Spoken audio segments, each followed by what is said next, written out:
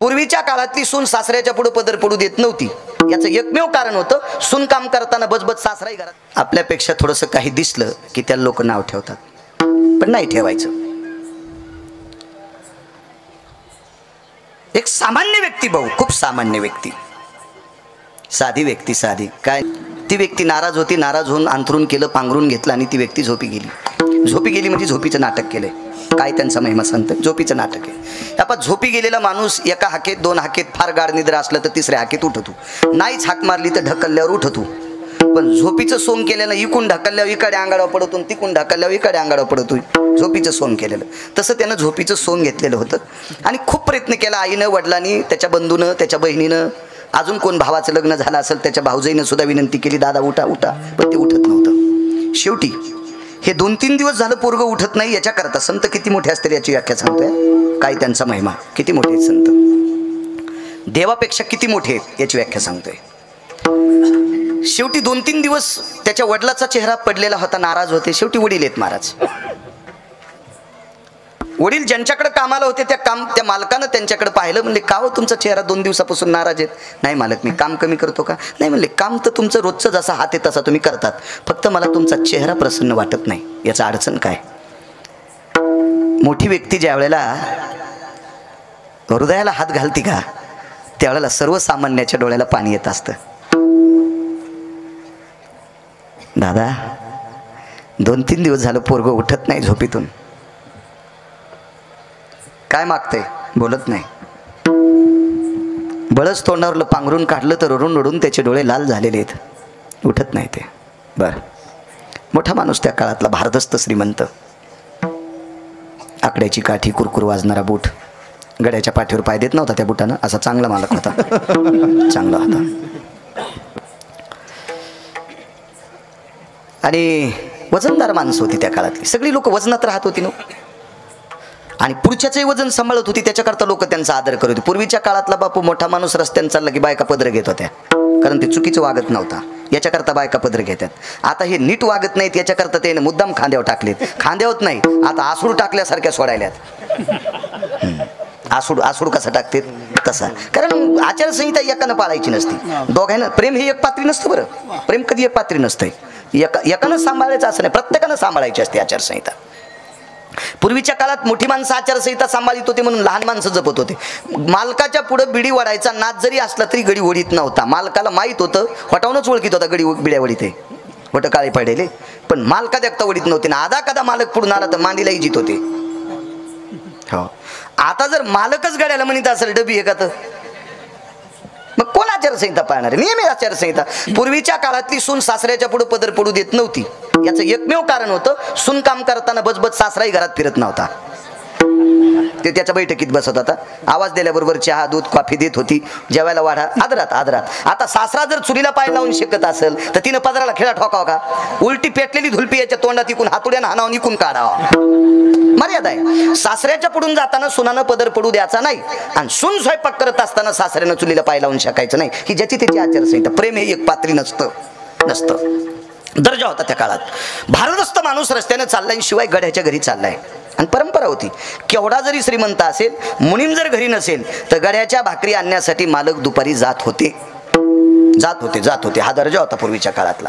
म्हणजे अशी लौकिकता गोडशी होती.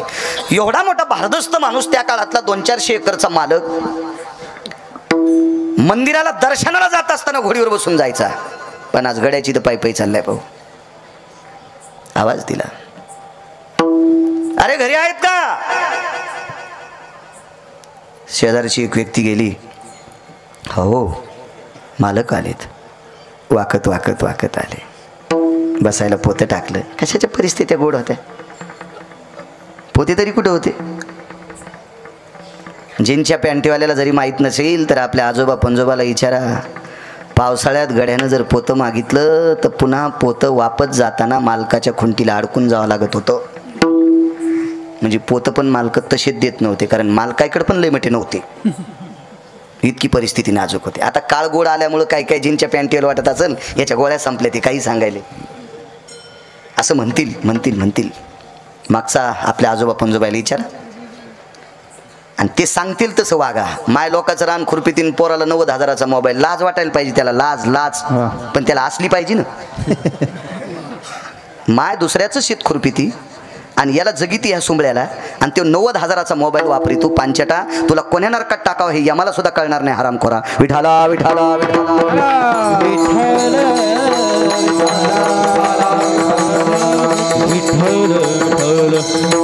बसायला पोतं टाकलं. मालक आलात. हो म्हणे. कुठे मुलगा? झोपलेला आहे. जवळ गेले. अरे, वडिलांच्या मालकाचा आवाज ऐकल्याबरोबर पांघरूनच फेकून दिलं. काय काम हे? 3 दिवस झालं झोपलास? काय काय अडचण काय? नाही मालक. नाही म्हणजे काय? बापाला सांगत नाही, माईल सांगत नाही. काय अडचण काय तुझी? पाहिजे काय तुला? रडू लागलं. हे रडतो ना करता, काय अडचण आहे तुझी? दादा, मला दुःख एका गोष्टीचं वाटलंय. तुमच्या नातवाची वर यात्रा पाहिल्याच्या नंतर मला दुःख वाटतंय. मग तुला आमच्या नातवाचं वैभव खपत नाही का? नाही दादा, असं नाही. फक्त दुःख एका गोष्टीचं आहे, माझं लग्न होणार नाही. 400-450 एकर जमीन महाराज. त्या मालकानं पाठीवर थाप टाकली, हृदयाशी धरलं आणि विचारलं, का लग्न होणार नाही तुझं? तू गरीबाचं पोरग आहे म्हणून? कोण म्हणतंय तुझं लग्न होणार नाही? नाही होणार. का? लग्न करण्यासाठी विटेवरच्या मालकानं जो पुरुषार्थ दिलेला असतो तो पुरुषार्थ मला दिलेला नाही. याच्याकरता माझं लग्न होणार नाही. ठीक आहे. मग असं पांघरून घेतल्यानं तुझं लग्न होईल का? नाही म्हणे. नकोसं वाटतंय. काय करावं असं वाटतंय तुला? काही नाही. मी तुमच्याकडे एक कीर्तन झालं होतं, त्या कीर्तनात मी ऐकायला बसलो होतो. त्यावेळेला त्या महाराजांनी सांगितलं होतं की हा नरदेह दुर्लभ आहे. नरदेह दुर्लभ. 14 गोष्टीपैकी सर्वात कोणती दुर्लभ गोष्ट असेल तर हे शरीर. आणि हे शरीर मिळाल्याच्या नंतर 2 नंबरचं दुर्लभ काय? तर संतांची भेट. मग हे दुर्लभ शरीर हे प्राप्त झालंय आणि आत्महत्या केली तर पुन्हा भेटणार नाही असं एका पवित्र वक्त्यांच्या मुखारविंदातून ऐकले. याच्याकरता आत्महत्या करा वाटत नाही, पण तोंडही दाखव वाटत नाही. करू काय?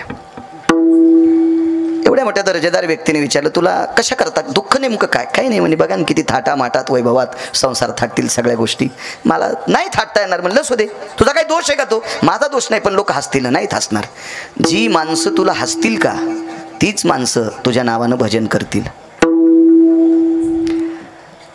त्या व्यक्तीला असं वाटलं माझं वय लहान असल्यामुळे मोठी माणसं माझं सांत्वन करायला लागलेत, मला दुःख होणे याच्याकरता चोमळायलेत. पण ती लोक तशी नव्हती, अधिकारी लोक होती. त्यांनी सांगितलं, ज्या लोकांनी तुझी चेष्टा करतेत, तुझी निंदा करतेत, हीच माणसं तुझ्या नावाचं भजन करतील, तुझं नाम गातील, तुझं वर्णन करतील. कसं शक्य आहे म्हणे दादा? आईला कळालं त्या दिवसपासून आई सुद्धा मानित नाही, वडील मानित नाहीत, भाऊ मानित नाही, बहीण मानित नाही, नातेवाईक मानित नाहीत. मित्रानं सोडून दिलं. तू किलिंबे आहेस, तुला पुरुषार्थ नाही, तू आमच्यात येण्याच्या लायकीचा नाही, तू कशाला आमच्याकडे येतोस? ते श्रीमंत भारदस्त व्यक्तीनं सांगितलं, आपल्याकडे ये, आपल्याकडे आपल्याकडं. ते म्हणले, किती दिवस तुमच्याकडे ठेवता?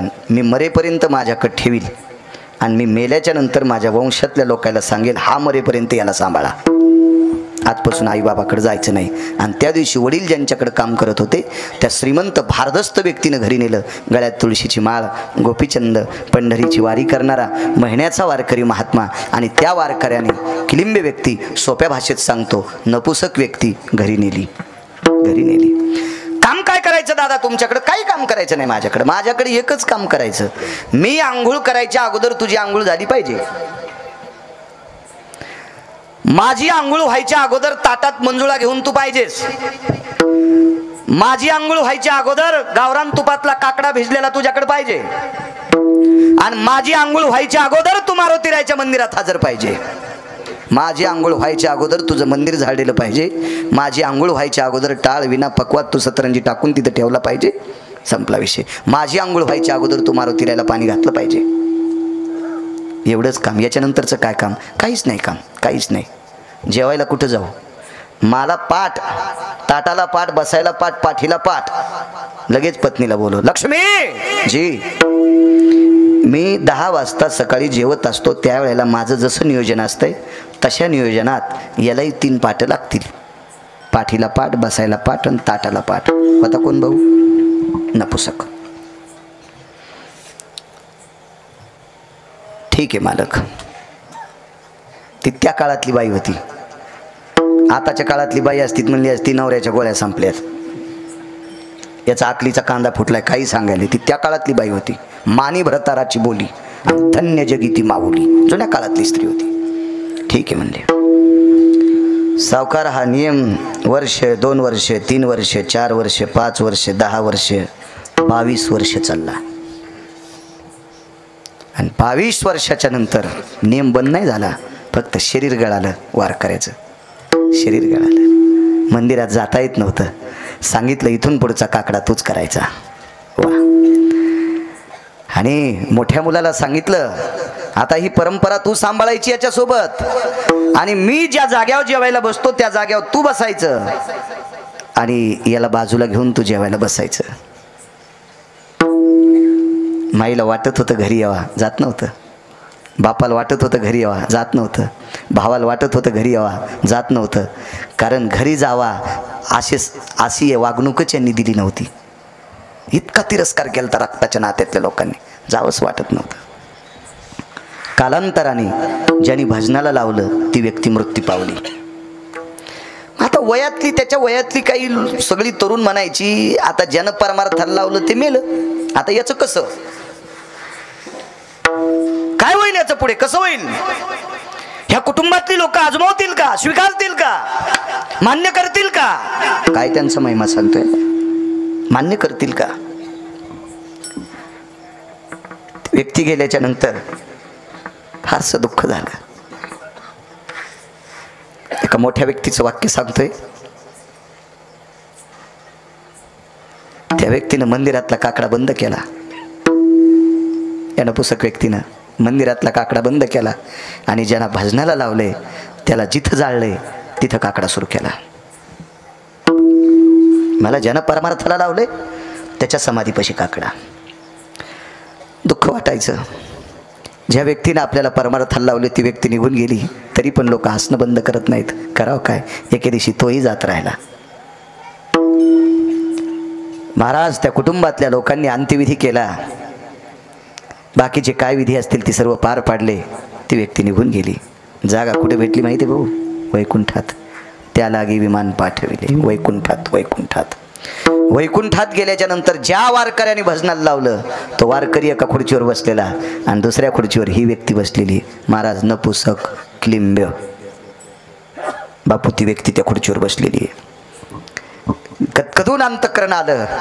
ते वैभव पाहिल्याच्या नंतर आनंद अश्रू आले. हृदयाला मिठी मारली. हृदय पाजरत होतं, हृदय पाजरत होतं हृदय. आणि थोड्या वेळाला वेगळे अश्रू आले. आता का रडतो? मगाशी जे रडलो तुमचं ऐकल्याच्या नंतर जीवनाचं सोनं झालं. अधिष्ठान वैकुंठात प्राप्त झालंय. हे आनंद अश्रू होते. पण दुःख एका गोष्टीचं आहे की अजूनही खालच्या लोकांनी निंदा बंद केलेली नाही. काय सांगावं वारकऱ्यानं? आता निंदा करीत नाहीत. आता सकाळच्या काकड्यात तू नाव घेतेत. कानोपात राखो दो पिंडारी. महाराष्ट्रात नव्हे पृथ्वीवर ज्या ज्या देशात वारकरी संप्रदायाची परंपरा आहे त्या परंपरेत हा अभंग घेतल्याशिवाय काकडा पूर्ण होत नाही. सावकार अभंग काढू शकत नाही कोणी बाजूला. एखादा जर म्हणला या अभंगामध्ये त्याचं नाव आहे खोदू पिंजारी तो दादू भजनी आभेदू हरीचे पाय. हाय का बापू हिम्मत कोणाची अभंग बाजूला करायची? पंढरपुरातला मालक इतका हानीन इंच भर जागा ठोचा नाही लाल करायची. कारण त्याला आवडेल महाराज, त्याला आवडे. दृष्टांत संपला. आईनं बापानं कुटुंबातल्या लोकांना वाळीत टाकलेल्या माणसाला वारकरी संप्रदायातल्या आधारीव लोकांना त्याचं नाव घेण्यासाठी भाग पाडते. काय मोठी व्याप्ती संतांची असेल. किती पैशावाले एका जागेवर आल्यावर त्याला या पदाला आणलं असतं, आणता आलं असतं सावकार? ही फक्त संतात ताकद आहे. वैकुंठात गेल्यावर यमधर्म जवळ आलाय. यमधर्माने सेवक पाठवून मानस सरोवरातून सुवर्ण कमळाची फुलं आणली. सुवर्ण कमळ एक स्वतंत्र कमळ आहे. सुवर्णकमळ, ब्रह्मकमळ हे रात्री उमलत आहे. सगळ्या कमळाचे तोंड वरी सूर्योदय झाल्यावर उमलतेत. एकच कमळ असं आहे ते रातच्या उमलते आणि खाली तोंड करून उमलते, त्याला ब्रह्मकमळ म्हणतात. आणि ते भगवान शिवजीला प्रिय आहे, ते पांढऱ्या रंगाचं आहे. सुवर्ण कमळाची माळ केली यमधर्म भाऊ यमधर्म. नामदेव गळ्यात घातली माळ.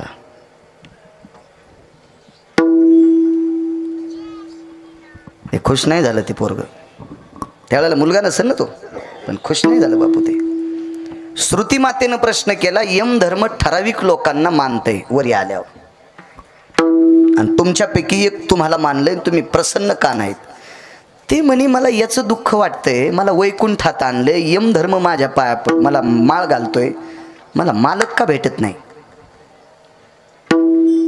आणि मग यमानं व्यवस्था केली शेषाच्या आसनावर, क्षीरसागराच्या ठिकाणी रात्री नेलं. तिथं दिवसा सापडतो का देव? रात्री नेलं, पौर्णिमेची रात्र. ती रात्र होती उद्याची 15 तारीख. ती कोणती रात्र आहे? उद्याची 15 तारीख, काकड्याची पौर्णिमा, चातुर्मासाची पौर्णिमा. आणि या पौर्णिमेच्या दिवशी शेषाच्या आसनावर शयन गोड हा पलंग येतो, हो तिथं नेले. या म्हणते या. लक्ष्मी पाय दाबीत होती भाऊ. भगवंतान पाय आखडेन का खडे? औक्षण काढ म्हणले त्याचं. आल्या आल्या कसे गिरगाव करायचे तुमचे पाय धुतले. लक्ष्मीनं ताट घेतलं सावकार, दिवा तुमच्याच दुकानातला असन सोन्याचा. सोन्याचा दिवा आणि सोन्याचं ताट बापू. लक्ष्मी औक्षण काढायला तरी पठ्ठ्या खुशच नाही. काय आईसाहेबांनी विचारलं, श्रुतीने विचारलं, लक्ष्मी ओवाळती, लक्ष्मी ओवाळू द्या हो, मालकान बोलू द्या ना मला. माणसं असतात काही फार असतं. कोणापासून हुशार झाले? संतांपासून. भगवान उठले आणि अशी गळ्याला मिठी मारली. क्षीरसागराच्या ठिकाणी निद्रा करणारा देव उठला. मला एकदा एबीसी फॉर्म भरायचा होता फीस माफ करण्यासाठी. लय काय शिकलो नाही मी, पण ते एबीसी फॉर्मवर सरपंचाची सही शिक्के असले की ते जरा फीस माफ होत होती. आमचं सरपंच गेलं कुठंतरी फिरायला आणि उपसरपंचाकडे शिक्के ठेवून गेलं. मी त्याच्याकडे गेलो तर असं गेलतो सकाळी 7, 7:30, 8 वाजता. इतकी उपसरपंचाची बायको वसकली माय. कळतं का रे म्हणले तुम्हाला? थोत्र घेऊन चालतात पहाटच, आणि 8 वाजता पहाट असती का? आणि एकच बूट होता दारात, म्हणजे तिच्या नवऱ्यानं रात्री एक हार पिलता बी. आणि त्याची बायको इतकी वस सोटली रे पाटील माय, इतकी वस कोटली, इतकी वस कोटली. उद्या येतो उद्या. आता ती जिती आहे बाई, मला आता आरुतुर बोलत नाही. मी तिला जिजी म्हणत असतो. म्हणलं जिजी बरं आहे का आता? माय जाऊ द्या, माय मागचं काढूच नका मला. नको माय हो ना, भांडणात काय बोलत नाही, काळात काय खात नाही. तिला ओया बिलय पाठ तशा त्या जुन्या. हो ना, दुष्काळात माणूस बरोबर खाते, भांडणात काही बोलत आहे. मागचं इसरा नाही नका, माय तसं नका, आता मागचं नका काढी जाऊ द्या माय, बसा.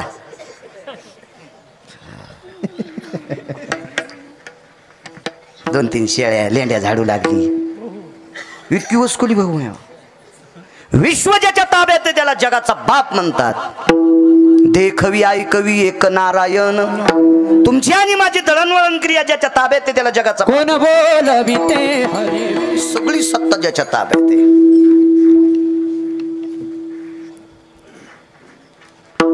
एक जण म्हणला आपल्यासारखं कोणाला गाताच येत नाही, आणि सकाळच्याला तुटीच बंद केली. लगेच पेपरवर आलं, व्हॉट्सअपवर, आदरणीय माननीय सन्माननीय हरिभक्तीपरायण गिरगावकर गेले. मी त्याचं कशाला नाव घेऊ, आहे का नाही?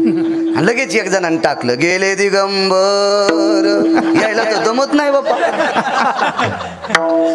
हे तो कोणाला ती टाकायले तारे लायकी आहे का ते कडवं टाकायची कोणाला बी? विठाला विठाला. अहो इथून आपण घरी जायचो का न जायचो, ज्याच्या हातात आहे त्याला जगाचा बाप म्हणतात. रातच्या उठलाय, रातच्या बाईन 3दा वापस केलं तुम्हाला. तिने वापस केल्यावर पुन्हा शाळा सोडून दिली. नकोच म्हणलं, जाणत नको. हो नाही, तिच्यामुळे नाही सोडी, दुसरेच कारण होते. उगा कशाला तिच्या नावान खडे खाचे बिचारीच्या. असते ज्याच्या त्याचा प्रारब्धाचं ललाटीचे लिहिले नपुसे काय. आता काय ज्याच्या नशिबाचा जोर त्याचा कुणा खांदी चोर. आता काय कमी पण मग ऐकायचं नाही रे. तुम्ही शाळा शिकाय खजिने हो. हो गिरगावच्या बाळ्याचं धकलं न शिकताना तुम्हाला येड्यावानी होईल. फुटाने खावं लागतील. तुम्ही शिका चांगलं. हो शिक्षण. अरे शेती बी शिकल्याशिवाय करता येत नाही. हो कोणतं बी देईन ना घुसडून ते. हो काही बी त्याचं काय वेळ आहे का. हो लेकराला 5 ते 10 औषध तुरीव टाकायचं 5.5 ml. आमच्या गड्यानं टाकलं. हो तुरील शेंगा नाही आले फार शेंडे जळाले 3 पाट्याचे. म्हणजे औषधाचे पैसे मातीत गेले. आणि म्हणलं असं कसं. ते म्हणलं मी याला टाकितो का. म्हणलं 8 व्यान टाकशील तू. तुला माहिती आहे का याच्यात. अरे म्हणलं मग काय शिक्षण हो काय असं होत असतंय. असा येडगळगडी माझ्याकडे नाही. पण तुमचं तसं होईन म्हणून सांगायलो. माझ्या गोळ्या संपल्यात का इतका नालायक गडी सांभाळायला मी. विठाला विठा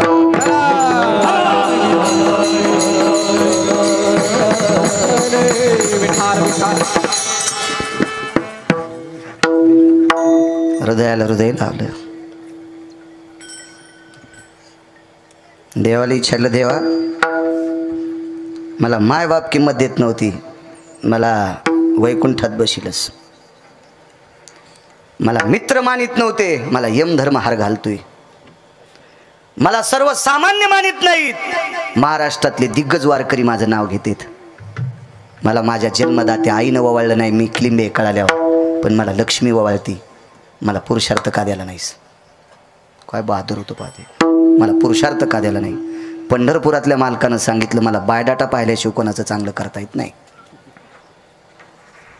म्हणजे कशानं करतो देव. प्रारब्धानुसार. त्याच्या पलीकडे देवाला रस्व दीर्घ बदलता येत नाही. आणि प्रारब्ध बदलायची ताकद कोणात आहे. संतात आहे. काय त्यांचा महिमा वरून वारंवार किंवा वानू वारंवार. तुमचे एक सावकार होते अहमदाबादचे सोनार. त्याला एक अडचण होती. फार पैशावाला माणूस खूप मोठा. गाव अहमदाबाद गुजरातमधलं. आणि खूप प्रयत्न केले भाऊ पण ती अडचण दुरुस्त होत नव्हती. आणि एका व्यक्तीनं सांगितलं तुमचं हे दुःख आळंदीतले मालक दूर करतील.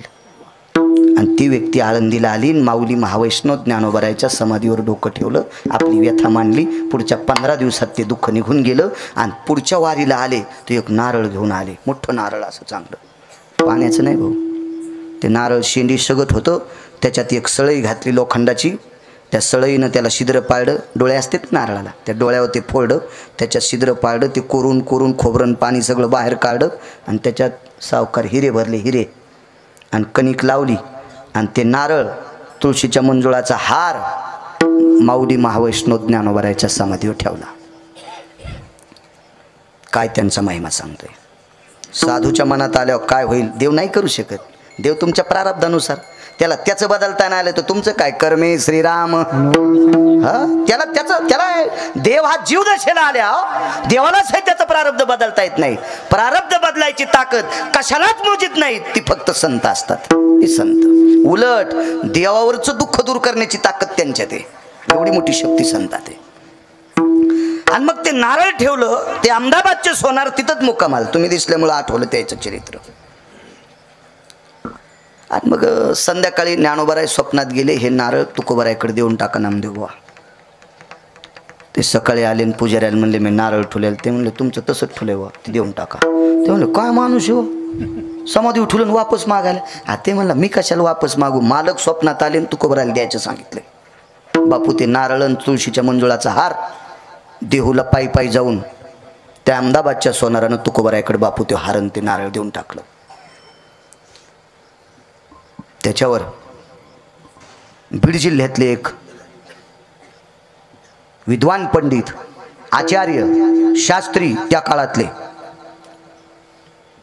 म्हणजे 400 वर्षापूर्वीची गोष्ट असेल बहुतेक. त्या काळातला विद्वान पंडित वेदांतिक. आणि ज्ञानोबरायने त्या व्यक्तीला सांगितलं जा तुमचं समाधान तुकोबराय करतील. ती व्यक्ती गेली. तुकोबरायला नमस्कार केला. हातानं पगडी पाहिली. जानवं पाहिलं. गळ्यातल्या माळा पाहिल्या. विद्वत्तेचं तेज पाहिलं. आणि तुकोबरायने लोटांगण घातलं. त्याने फक्त हात जोडले. तुकोबारायने लोटांगण घातलं, लोटांगण. कारण तुकोबारायला माहित होतं कोण्या कोर्टातून आलंय. तुकोबारायने लोटांगण याच्याकरता घातलं, ते असे संभ्रमात आले की काय ज्ञानोबारायकडे कमी असेल.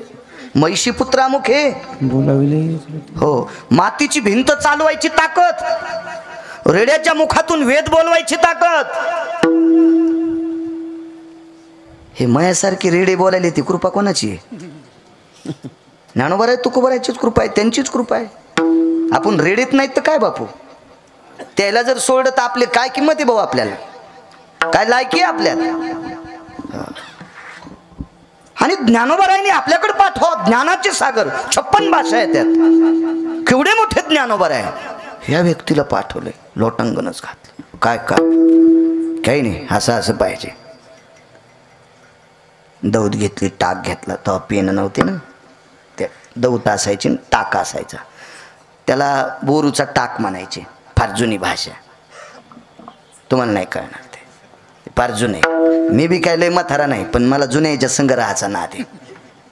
ज्याला मोठं व्हायचं त्यांनी मोठ्यांना मोठं म्हणायचं, ज्याला आपलं सगळं वाजवायचं त्यानं मोठ्याच्या विरोधात जायचं. लय चौक लवकून गबाळात येतोस तो पटकन, मोठ्यांना मोठं म्हणायचं. मृदंग क्षेत्रात मोठं व्हायचं. तुमच्यात कोण मृदंग क्षेत्रात मोठा आहे त्यांचा आदर्श घ्यायचा. गायन क्षेत्रात मोठं व्हायचं, गायन क्षेत्रातल्या आधारीव लोकांना तुम्ही मानायचं. ते म्हातारं झालं, याची हवाच चालली, अरे हवा गेली तरी लोक त्याच्या पाया पडायलेत. पडू देन त्याचे दात, त्याचे दात पडू दे, हवा जाऊ दे, तरी लोक त्याच्या पाया पडतात. तो आता अर्धा तमाशा आहे, तो कव्हा वाजन काय सांगता येतं का? नाही नाही. जगन्नाथ अण्णा पवार म्हणायचे, ज्याला संसारात मोठं व्हायचं त्यानं बारक्याकडे बघायचं, आणि ज्याला परमार्थात मोठं व्हायचं त्यानं मोठ्याकडे बघायचं. अण्णांचं वाक्य होतं. काव्यतीर्थ महाराष्ट्रातले पहिले 3 शास्त्री, त्याच्यापैकी एक जगन्नाथ अण्णा.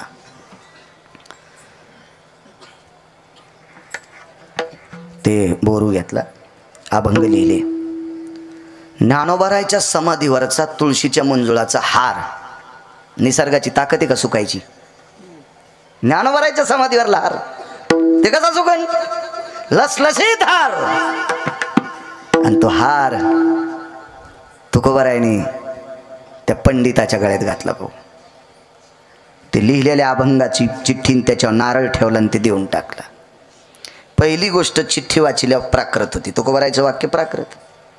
मी एवढा वेदांतिक आहे, मी एवढा पंडित आहे, मी एवढा आचार्य आहे, मी शास्त्री आहे, मला प्रचंड अस्खलित वेदाच्या भाषेत काही पाहिजे होतं, हे मराठी भाषेत. तसाच कागद तिथे ठेवला. माझ्यासारख्याला काय सत्कार करायला पाहिजे होता? साधं नारळ दिलंय, मला मोहरा हिरे माणिक द्यायला पाहिजे होते. आणि याच्यात काय होतं? साधं नारळ दिले मला, नारळ ठेवून दिलं. तुळशीच्या मंजुळाचा हारही ठेवून द्याला. तुळशीची ताकद कळालीच नसेल ना त्याला. लय अभ्यास केला म्हणजे तुळस कळती वय. दिलं ठेवून दे. वापस ज्ञानोबारायकडे. ज्ञानोबारायनं सांगितलं, तुकोबारायच्या कोर्टातून वापस आल्याला त्याला कोण्याच कोर्टाचे दारं उघडे नाहीत. तो यासाठी न्यायदेवता झोपली. आता निघा म्हणले तुम्ही तुरी कापायला, अजून टाईम आहे ना. आता सध्या गाठीत आहेत, कोणाच्या फुलात आहेत, कोणाच्या पापड्यात आहेत. तुम्हाला आता ते काम म्हणले, इकडचं काय नाही. ठेवून दिलं ते. त्याच्यावर 2 तासानं भाऊ एक साधी व्यक्ती आली, ज्याला आजोबाचं नाव सांगता येत नव्हतं. किती विद्वान असेल ज्याला आजोबाचं नाव सांगता येत नाही, त्यावरती विद्वत्ता किती असेल बापू? होय नामदेव बाबा, आजोबाचं नाव सांगता येईन. वडिलांचं नाव सांगायला 2-3 मिनिटं लागले. आईचं नाव सांगायला जीभ आडखळत होती. म्हणजे किती रडजीभ असन, रानाच्या काठावानी, रानाच्या काठावानी जीभ अशी जाड होती. आणि त्या व्यक्तीच्या गळ्यात तुकोबारायने ते मंजुळाचा हार घातला. ती चिठ्ठी अभंगाची, त्याच्यावर नारळ ठेवलं. तर हृदयालाच लावलं, हृदयालाच लावलं, हृदयालाच. आणि मग नारळ मांडीवर घेतलं आणि सांगितलं, महाराज हे मला वाचता येत नाही ना, वाचता येत नाही ना. तुकोबाराय म्हणले, गळ्यातल्या तुळशीच्या मंजुळाचे पानं खायचे आणि या अक्षराकडे भाऊ नुसतं पाहायचं. नुसतं पाहायचं आणि पाहणं डोळे कटाळले तर नुसते बोटं फिरवायचे अक्षरावून, बाकी काहीच करायचं नाही. त्या गळ्यातल्या तुळशीच्या मंजुळेचे पानं खाता खाता जीभ रंभा पत्राम जिव्हा तिच्या येते. रंभा म्हणजे केळीचं पान, पत्र म्हणजे पान, रंभा म्हणजे केळी. केळीच्या पानासारखी जीभ सावकार लवचिक झाली, इतकी लवचिक झाली. अक्षराची कृपा झाली, शास्त्राची कृपा झाली आणि ब्रह्मकन्या सरस्वती मातेची कृपा झाली, वाणीच्या देवतेची कृपा झाली. प्रचंड विद्वान व्यक्ती. राहाला घर नाही. तुकोबाराय म्हणले हेच नारळ फोड आणि ह्या प्रसादान घर बांध. नारळ फोड्या भाऊ हिरे निघले. टोलेजंग वाडा पांडा, टोलेजंग. छत्रपती शिवाजी महाराजांचा किल्ला जसा ते 1000 पटीनं मोठा, त्याच्यातल्या 5 पटीनं लहानसा, तसाच टोलेजंग वाडा. तसाच वाडा. नाव सांगता येईल त्या माणसाचं काय होतं तर?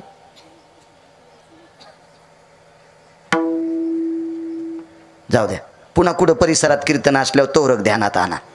मी बी तितकं बाजूला ठेवतो, कारण हे जितके हुशार होतील का तितके आमचे लोक नीट कीर्तन करतील. आणि हे गा फिलवानी राहिले भाऊ की मग आमचे गाणेच म्हणणार आहेत, विठाला विठाला विठाला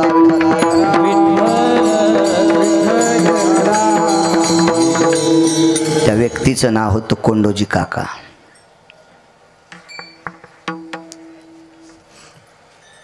अभंगाच्या ताकदीनं तुळशीच्या पानानं जीग इतकी पवित्र इतकी गोड झाली. मावळात तुकोबारायचं कीर्तन, त्या कीर्तनात ही व्यक्ती बसली आणि तुकोबारायला खाली बसून प्रमाण दिलं. ते कीर्तन ऐकायला अनगडशा फकीर, मंबाजी गोसाई आणि रयतेचे राजा छत्रपती शिवाजी महाराज ते कीर्तन ऐकायला. आणि छत्रपती शिवाजी महाराजांनी सोनबा ठाकूर नावाचे पक्वादे होते, त्यांना विचारलं तुकोबारायला कीर्तनात प्रमाण देणारी कोण व्यक्ती? कोंडोजी काका. तो छत्रपती शिवाजी महाराजांच्या देवघरातल्या पूजेचा मान त्या व्यक्तीला भेटला, ज्याला बापाचं नाव नीट सांगता येत नाही, ज्याला माईचं नाव नीट सांगता येत नाही, ज्याला आजोबाचं नाव नीट सांगता येत नाही, ज्याला नुसतं असं साधं बोलता येत नाही, इतकी मठ्ठ जीभ त्या व्यक्तीला अस्खलित वेदांत आणि वेदाचा अभ्यास झाला. आणि या भारतीय संस्कृतीतला 5व्या क्रमांकाचा राजा छत्रपती शिवाजी महाराज यांच्या घरच्या देवपूजेचा मान भेटतोय. ताकद कोणाची आहे? संतांची. म्हणून त्यांचा महिमा लोकांची.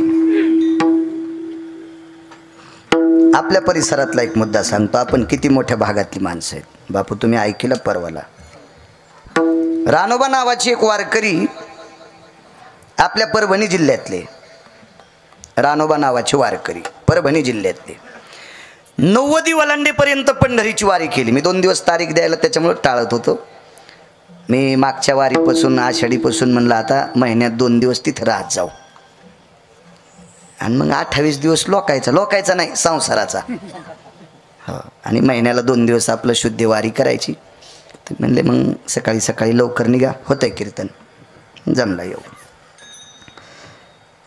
खरं तर ह्या 5-4 लोकांचं चरित्र वाचल्यावर वारी करण्याची इच्छा झाली. आपल्या परभणी जिल्ह्यातलं एवढं मोठं वय. रानोबा नावाच्या वारकऱ्याने 92 वर्ष वारी केली. 92 वर्ष. आपल्या जिल्ह्यातली व्यक्ती. नाव सांगतो पुढे तुम्हाला. वारी करून करून भाऊ पाय उलटे वाकले, गुडघे इकडे गेले आणि पंजे मधात आले. सावकार असे वाकले पाय. तर चालून चालून चालून घोट्याला घोटे घासत होते. त्या घोट्यावरचे कातडं निघून गेलं. त्या जखमा होऊ लागल्या. त्याच्यावर माशा बसायच्या, चिलटं बसायचे, थोडंसं रक्त व्हायचं, घाण व्हायची, ठसठस करायचे पाय. पण वारी नाही बंद केली. शेवटच्या टप्प्यात रानोबा वारकऱ्यांना त्यांच्या कुटुंबातल्या लोकांनी विनंती केली, किती दिवस वारी करतात, थकलात ना आता. ते म्हणले मग करू काय, आता तुम्ही आराम करा. एकच वाक्य सांगितलं, मला फुलाच्या पाकळ्या जरी 3 टाइम टाकून बदलल्या तरी हे शरीर घरी पडल्या पड्या एक दिवशी कुजणारे. मग मला वारी करता करता मरू द्या ना. काय त्यांचा महिमा सांगतोय. किती लोकांचा, या संत लोकांचा पॉवर किती मोठा आहे, अधिकार किती मोठा आहे. योग असा आला 90 वलांडली आणि एके दिवशी पंढरपूरहून गावाकडे परत येत असताना रस्त्यात असं मारुतीरायाचं मंदिर, त्या मारुतीरायाच्या मंदिरात त्यांचा मुक्काम. आणि रात्री 1 वाजता वाटसरूच्या रूपात पंढरपुरातल्या मालकानं प्रवाशाचं रूप घेतलं आणि ज्या मंदिरात रानोबा नावाचे वारकरी भजन करून मधुकरी मागून आणली, खाल्ली, भजन केलं आणि झोपले, त्या मंदिरात रातच्या 1 वाजता त्या प्रवाशाने घंटा वाजिला. एवढ्या रात्री कोण आहे म्हणून असं पांघरण पाहिलं. शुद्ध्याची वारी, चांदण्याचा प्रकाश, थोडंसं मंदिर छोटं असेल 2-4 खणाचं, मारुतीरायाचं मंदिर, दिव्याचा प्रकाश. बघितलं तर कोणीतरी वाटसुरी उठले. कोण आपण? मी प्रवासी आहे. आवाज रे, प्रवासी, मी प्रवासी. वा, कुठून आलात? फार दुरून आलो. जेवणाची काही व्यवस्था? रस्त्यात गावच लागलं नाही दुपारपासून. 92 वर्ष संपलेली व्यक्ती तितक्या रात्री भाऊ उठते आणि खुंटीला अडकविलेल्या उरलेली अर्धी मधुकरी, अर्धी भाकरी ती काढून पुढे टेकली. खा दादा. ती भाकरी खाल्ली. समोरच्या व्यक्तीने विचार केला, रात्री 1-1:30 वाजता आपल्याला पोटाची व्यवस्था केली, ह्या भाकरीच्या बदल्यात या म्हाताऱ्या वारकऱ्याचे आपण पाय दाबावा. तर ते रानोबा नावाचे वारकरी होते. समोरच्या व्यक्तीला सांगितलं, मी 4थ्या आश्रमात प्रवेश केलाय आणि 4थ्या आश्रमात ज्या दिवशी मी प्रवेश केला त्या दिवशी मी बायकोला सुद्धा आंघोळीला पाणी टाकू देत नाही. तर मी मधुकरीतली भाकरी तुला दिल्याच्या नंतर जर तुझ्या हातानं पाय दाबून घेतले तर निश्चित मला पुढच्या जन्मात बैल होऊन तुझ्या घरचा नांगर वढावा लागेल, कुत्रं होऊन तुझं दार सांभाळावं लागेल, माझ्या पायाला हात लावायचं नाही. पण पुढचं लय हट्टी होतं ना. ते माणूस नव्हतं, ते पंढरपुरातलं होतं. माणूस कसे झाले ते? हा, आणि अर्ध्या भाकरीवर इतकी इमानदारी सांभाळायला इतके सोपे आहेत का माणसं? इतके सोपे आहेत माणसं?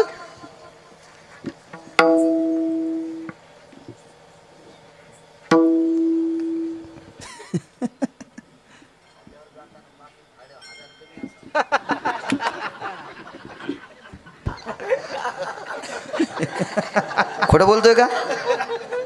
तुम्ही आम्हाला इस्तू लावता म्हणून माईक बंद केलं तरी जरसं खोटं बोलायलो का मी? आणि भाकरीवर इमानदारी, इतके सोपे माणसं नाही हात लावू देत. तळपाय पाहिले रानोबा नावाच्या वारकऱ्यांचे. तळपायाला जखमा झालत्या. जखमा. महाराज देवानं एक पर्याय शोधला आणि रानोबा वारकऱ्याचं अंतकरण जिंकलं. त्यांना सांगितलं, तुम्ही चलताना तुमचे पाय वाकलेत, आता हे काही दुरुस्त होणार नाहीत, पण जखमा दुरुस्त करायचं माझ्याकडे औषध आहे. रानोबा वारकरी म्हणले, देऊन टाका औषध. ते म्हणले, नाही, औषध माझ्याच हाताने लावावं लागतं. पहा किती रगिले. याचं कारण सांगू का तुम्हाला? आयुष्यभर पंढरपूरच्या मालकाची केलेली वारी, ह्या वारीचं कर्ज देवाच्या डोक्यावर होतं आणि संतांनी देव ऋणी केलाय. पैठणचे मालक सांगतात, मी रविवारी एक जणाचं गहू भिजवायला जात होतो आणि त्याच्याकडे इंजन होतं, पण त्या इंजनाला घोटी दिल्याशिवाय चालू होत नव्हतं. इतकं इतकं राखेल टाकायचं आणि ते पेटवायचं. जेव्हा का घोटी दिली ते तितका नळा गरम झाला की बोक बोक बोक बोक बोक बोक बोक 15 लिटर घास लेट ओढूस तर 14 वळी भेजूस तर इंजन बंद पडत नव्हतं. लागत तसं कधी कधी. विठाला विठाला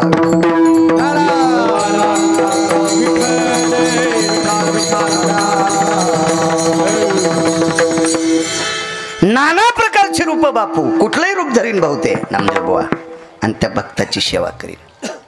नाही म्हणले, द्या. तुम्हाला कसं कळत नाही वारकरी बाबा? तुमच्या हातानं जर कमी अधिक चोळण्याचं झालं, जर त्याचं रिॲक्शन झालं, जखमा जर मोठाल्या झाल्या तर मला पाप लागन ना. ते म्हणले, पण मी पायाला हात लावू देत नाही ना. अहो वैद्य नारायण हो भावा, मी वैद्य आहे ना, डॉक्टर आहे ना. ठीक आहे म्हणले, लावा. अहो त्यानं नुसतं डोळे उघडून जरी पाहिलं असतं सावकार तर जखमा नीट झाल्या असत्यानं, पण त्याला सेवा करायची होती. नुसते पाय चोंबाळले आणि डोळ्याचं पापण लवतंय तितक्या अवकाशात जखमा कायमच्या संपल्या. ते वारकरी काय साधा वारकरी थोडाच होता, असा उड्या आणणार. हो, ते काय असा वारकरी थोडाच होता, थोतांड्याच्या नादी लागणार. हो, दम नाही आपल्याकडे सपतेल, पण लय फुटक्या कानाची लोक आपल्या भागातले कोणाचं ऐकणार, पहिल्याचं सोडून देणार, लगेच दुसऱ्याचं सुरू. मेळ नाही, मेळ नाही. आजही एखादं यायला व्रत सांगा, बाई गिरगावचे बाळू महाराज म्हणलेत, बाई ते का साधे आहेत का? बाई बाई बाई लय पुराण सांगते तर मी तसं करीनच. नाही द्वारका, नाही मंजुळा, नाही अंतिकाबाई, नाही चतुराबाई. असं कोण्या बाळ्याचं नको ऐकू. तू फक्त ज्ञानोबा आहे तुकोबारायचंच ऐक. विडाला विडाला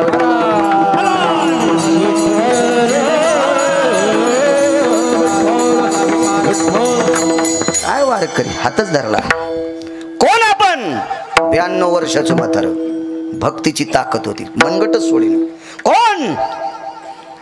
महाराज देवाचं बी भक्ती पुढं काय चलत आहे, ते पण लुळपुड झालं. महाराज रावणाच्या थुत्रीत हाणायची ज्याच्यात ताकद, ते सामान्य वारकऱ्या पुढं लुळपुट. साधा होता का रावण? त्याची एक चौकट टिकल्यावर 13 बाऱ्या खासदार.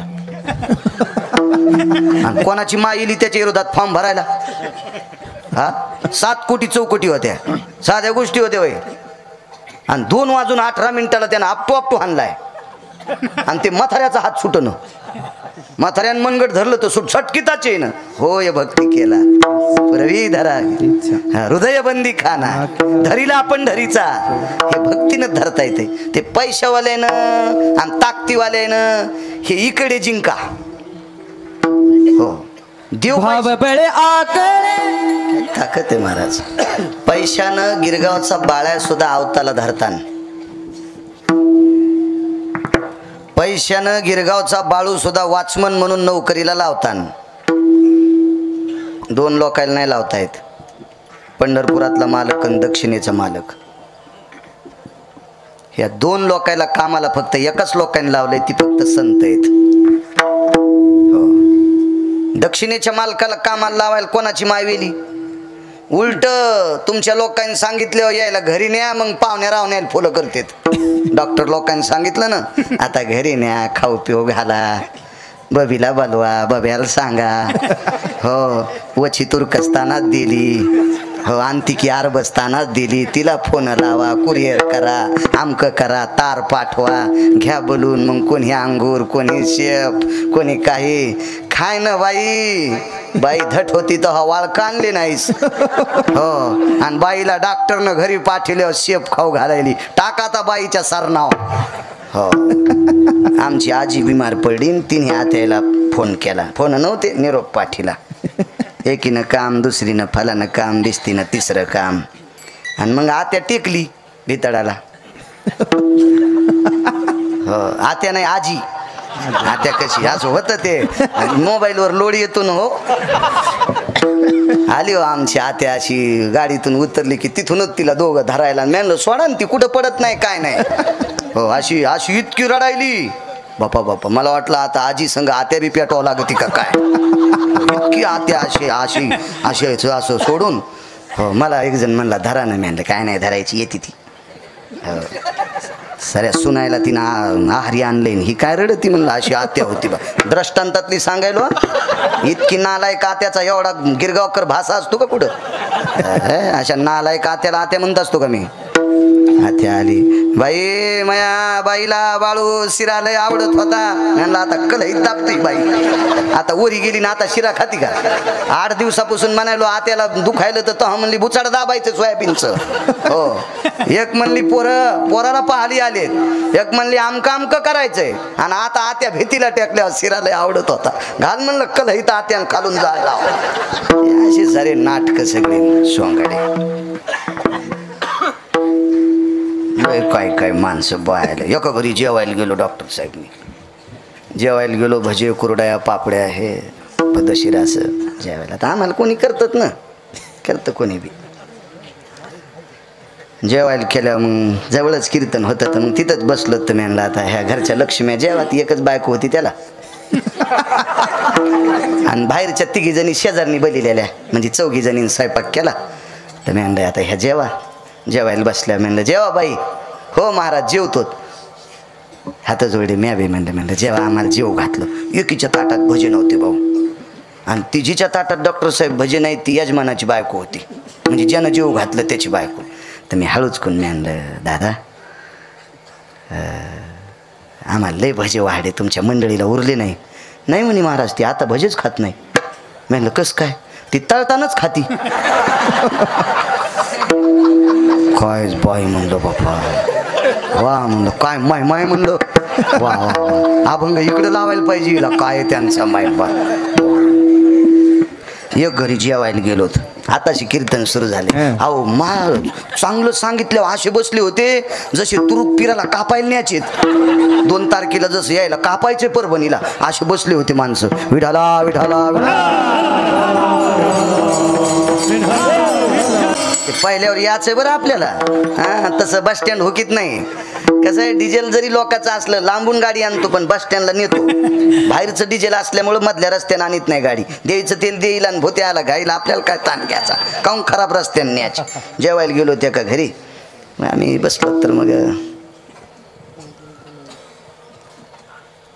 ते म्हणले महाराज चहा घेतान का. म्हणलं घेतान का. म्हणलं आता काय आवडच काम. जालनापुरीचा आग्रह सगळा. बर अगं 5-6 कप चहा ठेव बरं. 7-8 कप दूध ठेव. आमच्या संग बोके बी होते 2-3.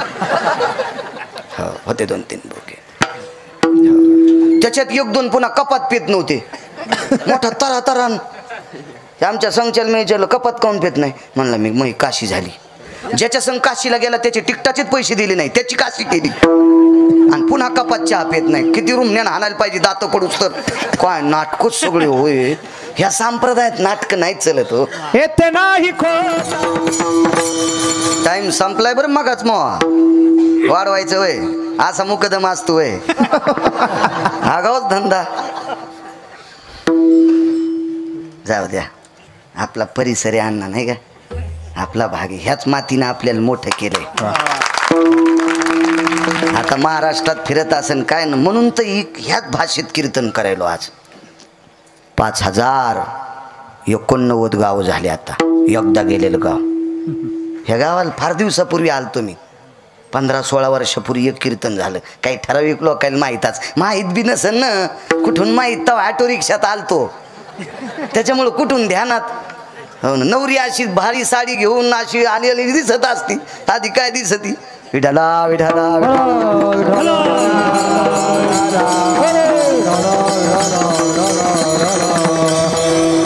मग पण ते त्यान बायकोला शिकील तर एकदा म्हणले होते चहा करीत नव्हती. हुशार होतं ते शिकलेलं होतं. मग 10-20 मिनिटाला पुन्हा एकदा लागा करवर चहा. पण ती काही चुलीकडे गेलीच नाही. मी म्हणलं आम्ही येतो मग काय नाही पण आता माणसं चहा घ्या. बरं ए करवर चहा कर कर कर लवकर कर. तर आमच्यातलं एक जण म्हणलं महाराज 1 वाजलाय सोमवारच सोडून जाऊ ना.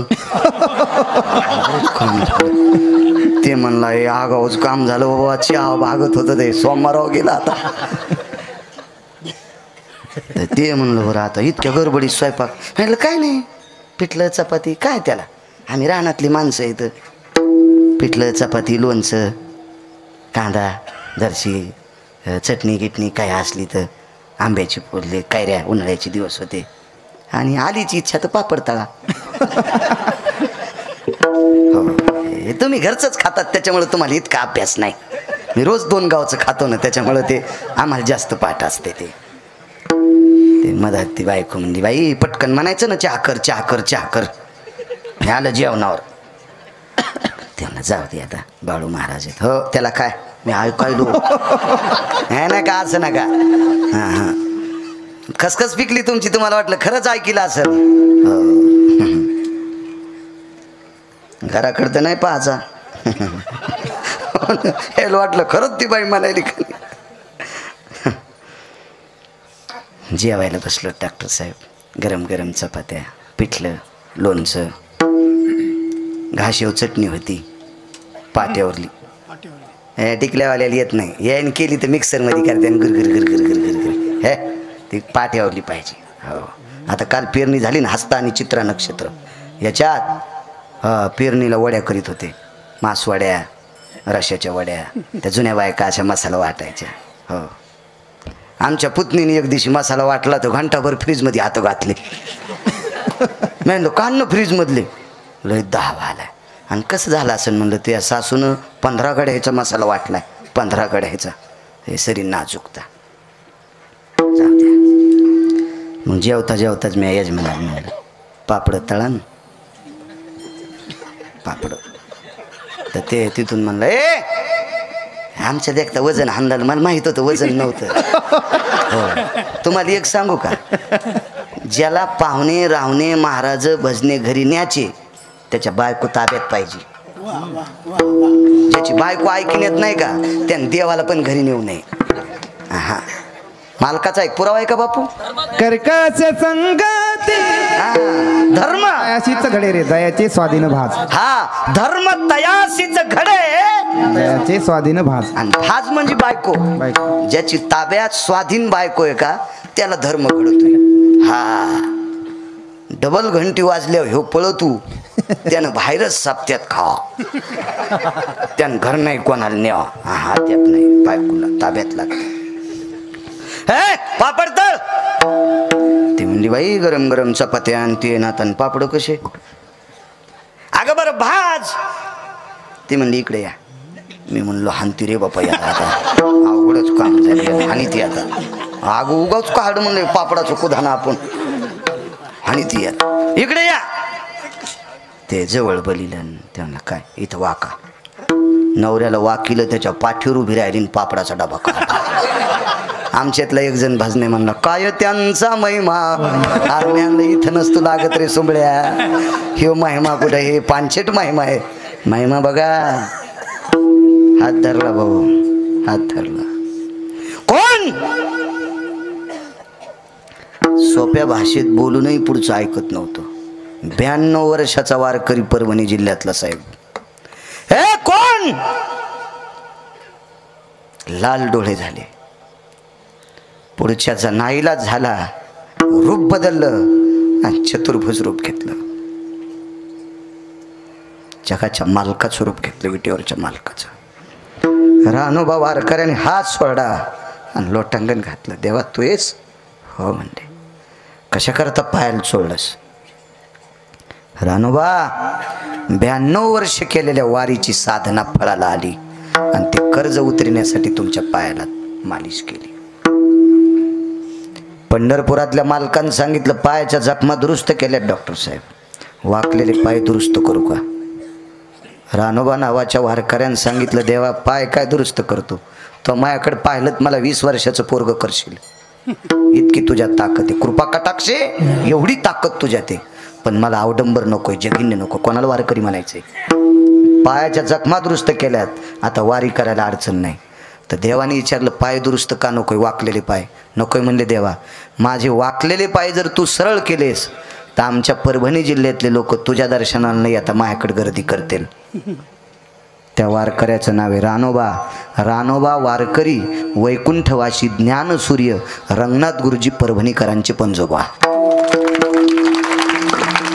आपल्या परभणी जिल्ह्याचं नाव महाराष्ट्राच्या बाहेर जर कोणी नेऊन घातलं असेल ते रंगनाथ गुरुजी परभणीकरांनी नेऊन घातलं. राजराजेश्वर शास्त्रींनी काशीमध्ये गुरुजींच्या पायात बूट, गुरुजींना पदवीच तिथं प्राप्त झाली गुरुजी म्हणून. आपल्याकडे गुरुजी म्हणत नव्हते. गुरुजींना गुरुजी ही पदवी उत्तर भारतातून काशीतून आली. राजराजेश्वर शास्त्री डॉक्टर साहेब त्या घराण्यातल्या लोकांची जीभ जर वेदाचं अध्ययन करता करता थकली तर गळा शेकायला बासरची सरस्वती जात होती. ब्रह्मकन्या असा विस्त्यावर कपडा पदर पांढरा शुभ्र शालू असा गरम करायचा आणि त्या घराण्यातल्या लोकांचा घसा शेकायचा. इतकी पवित्र लोक. आणि त्या लोकांनी गुरुजीच्या पायावर बुटासगट लोटांगण घातलं भाऊ. आणि त्या दिवसपासून गुरुवर्य रंगनाथ गुरुजींना ज्ञानसूर्य म्हणजे प्रतिज्ञानोबा आहे आपल्यासाठी आणि त्यांना रंगनाथ गुरुजी हे नाव प्राप्त झालं. काय काय ताकद या लोकांची, किती मोठी ताकद आहे. गुरुजी म्हणजे ज्ञानेश्वरीचं संशोधन केंद्र. गुरुजी म्हणजे ज्ञानेश्वरीचं संशोधन केंद्र. इतकी मोठी ताकद. आणि हे गुरुजी रानोबा वारकर यांचे पंतू होते. काय परंपरा असेल महाराज. या परभणी जिल्ह्यातल्या सोनपेठ गावातील रानोबा नावाच्या वारकऱ्यांना रंगनाथ गुरुजी परभणीकरांच्या पंजोबाचे पाय चोळण्यासाठी पंढरपुरातला मालक येत होता. इतका दर्जा संतांचा मोठा आहे म्हणून मालक पहिल्या. एक 5 मिनिटात मुद्दा सांगतो. ज्या परिसरानं ज्या मातीनं मोठं केलंय त्या मातीचं ऋण तर नाही फेडू शकत. 10-5 मिनिटं कीर्तन आगाव करू शकतो. मी गुरुवर्य शिवेंद्र स्वामींच्या पुढे एक चरित्र सांगितलं होतं मागे एका कीर्तनात. त्याच्यातलं एक अलीकडचं चरित्र सांगतो. 360 तीर्थापैकी एक तीर्थ आहे. त्या तीर्थाचं नाव आहे नर्मदा. नर्मदा नावाचं तीर्थ, पवित्र गंगा भाऊ. फार लोक परिक्रमा करतात. बापू आपल्याला करायची. हो आणि हो, क्या बात आहे. वा वा वा वा. आणि मला आता ह्या पुढच्या ह्या वर्षातच करायची. तिथून पुढे आता बऱ्यापैकी गुडघे चाललेत, गॅप यायलाय. इतकं टाकू नये त्याचा गॅप भरणं. त्याच्यामुळं आपलं म्हणजे औषधं म्हणायलो मी, असं काही समजून घेऊ नका. काय तरी एकदा कामाला आलं पैसे काही काम येत नसते डॉक्टर साहेब, काय कामाचे. हे गेलं गेलं गेलं. त्याच्यामुळं या वर्षात करावं लागते बापू. आणि ती केल्याशिवाय मरायचं नाही. आता वाऱ्या 29 झाल्या पाहिजे. चालायला मला काही त्रास नाही, उभं राहता येत नाही त्या अपघातापासून. ते हे हरामखोर हाड कोणाचं भेटलं असेल काय माहीत मागच्या जन्माचं, ते माझ्या नशिबाला आलं. हो, 4 फेब्रुवारी 2019ला ट्रॅक्टरवर गाडी आदळली. ते अंगावर आलं आणि हे त्याच्या गेलं. कोणाला काय नाही, मग एकट्याचं शेंदड फाटलं. आपलंही मागच्या जन्मातलं काही आपण कोणाला वरबळडा असेल आहे का नाही, ते फेडावत लागत असते. मग चला ती करायची आपल्याला. आणि ती करायची म्हणजे अभिमान नाही. त्या माईनं गिरगावच्या बाळूला नेवा परिक्रमेला. हो, इतकी 1949 ते 51 साली या भारत देशातल्या 4 पीठापैकी एका पीठाचे शंकराचार्य होते, स्वामी राम. आणि स्वामी राम अनुष्ठानाला नर्मदेच्या तीरावर बसले. नर्मदेच्या तीरावर बसले. अनुष्ठान बरोबर 1:30 वाजता सुटायचं. 1:30 माध्यानी सूर्य ढळला की अनुष्ठान सुटायचं आणि त्याच्यानंतर मग एक टाईम जेवायचं. पण जंगल होतं, परिसरात अन्नाची व्यवस्था नाही, करावं काय. तर त्यावेळेला प्रदक्षिणा करणारी पण मोजकी लोक होती. पण स्वामी राम ज्या वेळेला अनुष्ठानाकरता नर्मदेच्या तीरावर बसले त्यावेळेला झाडाखाली बसले नव्हते. 2च वर्षे शंकराचार्य पद घेतलं. त्याच्यानंतर पदाचा तिरस्कार नाही, नको म्हटले पद. महत्व हरवी, चातुर्य लपवी, पिशे पण मिरवी आवडोनी, पूज्यता डोळा न देखावी, स्वकीर्ती कानी ना ऐकावी. ह्या महिमेतले महात्मा शंकराचार्य होते ते. आणि उघड्यावर बसले. दुपारची वेळ 1 वाजलाय. फक्त स्वामी रामांच्या अंगावर ऊन नाही डॉक्टर साहेब, कडकड कडकड ऊन तापले. एकट्या स्वामी रामांच्या अंगावर भास्करो तेजो कांती लुप्तो भयप्यातायाम प्रपटलेषु स्थिता छायाम भास्करो तेजेशु नैवम गिरगावकर लिखितम. ते काय बाळून लिहिलं का गिरगावच्या? सूर्य सुद्धा ढगाच्या आडंगी जातो आता बापू, इतकी ताकद होती महाराजा लोकांची. पण असं पाहिल्याच्या नंतर त्यावेळेला आता आपल्याला सगळ्याला महत्व कळाले म्हणून आपण चाललो. पण 1949 ते 51, 92, 93 साली एवढी लोकांना माहिती होती का? एवढी प्रगती होती का? इंटरनेट होतं का? मोबाईल होते का? एवढी माहिती होती का? त्या काळात फार चिकित्सक, सात्विक, सदाचारी, पुण्यशील लोक यात्रा करायचे. आणि अशा लोकांनी तो प्रकार पाहिल्याच्या नंतर ऋतुपुष्प प्राप्तेस्तु तताम साधवे चरणारविंदा. ज्या काळात झाडाला जे फुल येईल ते फुल स्वामी रामांच्या पुढे डॉक्टर साहेब टाकत होते. ऋतुपुष्पम म्हणजे कर्मकांडात सिद्धांत आहे. भगवान शिवशंकराला बेल आवडतो, जगदंबेला लाल फुल आवडते, गणेश गणपती बाप्पाला दुर्वा आणि लाल फुल आवडते, पांडुरंगाला मंजुळ आवडती, असा शास्त्राचा सिद्धांत आहे. पण आपल्याकडे आता मंजुळ नाही, लाल फुल नाही, बेल नाही, काय नाही. मग जे फुल सापडे ते फुल त्या देवाला प्रिय जरी नसल तर यावतो ऋतुपुष्पास्ततम प्राप्तिरस्तु तत देवतां शमशो नारायणो हृदयस्थो भयस्थितः ऋतुपुष्पम समर्पयामि. हे देवा, हे नारायणा, हे प्रभू, हे गणेश भगवान, हे जगदंबा, हे भगवान शिवजी, हे पांडुरंग परमात्मा, या ऋतूमध्ये आम्हाला हे फुल सापडे तथास्ति समर्पयामि, आमचा स्वीकार करा, असं म्हणण्याची पद्धत होती. मग हे योगी तपिसिद्ध लोक आश्चर्यचकित व्हायचे आणि ते फुलं टाकायचे. स्वामी रामांचं अनुष्ठान मोडलं की फुलाचा गंज. फुलं कसे खायचे डॉक्टर साहेब? पहिला, दुसरा, तिसरा दिवस गेला, फुलंच होते, नुसते फुलं. करावं काय? आणि गात्र आता शेवटी अन्नमय प्राण आहे. योगी असेल आता ती काय त्यांचं अनुष्ठान म्हणजे काय असं डोळे झाकून वगैरे योग मुद्रा लावून थोडंच होतं. आणि योगाची मुद्रा लावली असेल तर हवेची पण गरज नाही. भाकरीची गरज नाही, पोळीची गरज नाही, भाजीची गरज नाही. ते नाही, त्यांचं अनुष्ठान नामाचं होतं.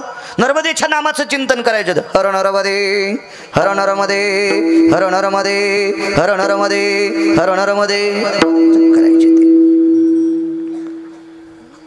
तिसऱ्या चौथ्या दिवशी अनुष्ठान सुटल्याच्या नंतर स्वामी राम नर्मदेला प्रणाम करायचे. नर्मदेला ज्यावेळेला प्रणाम करतात त्यावेळेला डॉक्टर साहेब एक रत्नजडीत हात वरी आलता. गंगेच्या पात्रातून रत्नजडीत हात फक्त 5 लोकांसाठी आले. एक स्वामी रामांसाठी आला आणि एक रोहिदासासाठी आला. बाकीचे 3 पुन्हा कधी पाहू. सगळ्या गोळ्या एकट्या घेतल्यावर रिॲक्शन येत असते, है का नाही? म्हणून तुमचे लोक लिहून देतात, ही दुपारी घ्या, ही उद्या घ्या, ही जेवणाच्या आधी घ्या, ही जेवण झाल्यावर घ्या. ते का असे म्हणतात का सगळ्यात फोडान 8व्यात टाकान कुटान पाण्यात टाकून घ्या, असं कसं मरण पेशंट आहे का नाही? म्हणून आता यायचंच मी पण शिकत असतो. काही गोळ्या उद्या पुढच्या कीर्तनात. म्हणून आपलं शिवून ठेवायचं. पूर्वीच्या बायका बाहेर चालल्या आणि ढोरं लवकर सुटत होते ना, म्हशी गाई. तर रस्त्यानं चालताना शेण पडलं की शहाणी बाई काय करायची, एक पावटा उचलायची